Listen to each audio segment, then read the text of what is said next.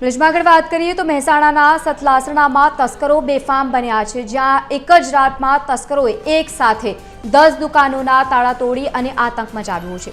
ચોરી કરવા માટે આવેલા આ શખ્સો સીસીટીવી કેમેરામાં કેદ થયા છે। તસ્કરોએ માત્ર ચોરી જ નહીં પરંતુ એપીએમસી ખાતે ફરજ બજાવતા સિક્યોરિટી ગાર્ડને પણ ઢોરમાર માર્યો હતો। ત્યારે સમગ્ર પંથકમાં અત્યારે ચોરીની ઘટનાઓમાં જે વધારો થઈ રહ્યો છે તેને લઈને લોકોમાં ફફડાટ ફેલાયો છે।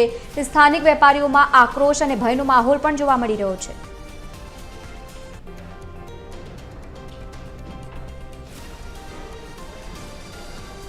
रात्रे 11:30 वाग्या सुधी अहींया हता बरोबर। अमे घरे गया અને પછી 4 વાગે જેવા અમારો તો ફોન આવ્યો કે ભાઈ તમારા બધા દુકાનનો તાળા તૂટ્યા છે અને ઉભિયા પાર્લર રીત્યો જો રોજ પોઈન્ટ હોમગાર્ડવાળા હતા પણ કાલે કોઈ હતા નહીં।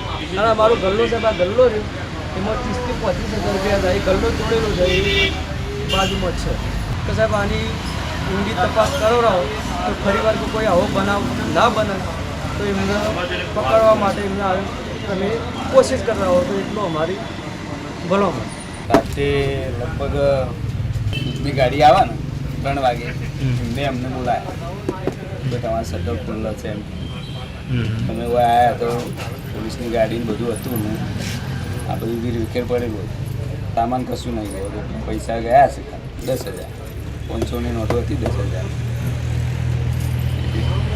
સિવાય બીજી જગ્યાએ મૂકેલી હતી એ પહેલી જ લઈ ગયા। વધુ માહિતી સાથે સંવાદદાતા મનોજ જોડાયા છે। મનોજ, શું સમગ્ર ઘટના બની છે? એક જ રાતમાં 10 તાળા તોડી અને ચોરીની ઘટનાઓને અંજામ આપવામાં આવ્યો। મનોજ, આપને અવાજ આવી રહ્યો છે? સંપર્ક સાધવાનો પ્રયત્ન કરીશું। એક જ રાતમાં સતત ચોરીની ઘટનાઓને અંજામ આપતા લોકોમાં ભયનો માહોલ સર્જાયો છે। 10 દુકાનોમાં ચોરીની ઘટનાને અંજામ આપવામાં આવ્યો અને સાથે જ તસ્કરોએ એપીએમસીના સિક્યોરિટી ગાર્ડને પણ ઢોરમાર માર્યો હતો, જેના દ્રશ્યો પણ સામે આવ્યા છે।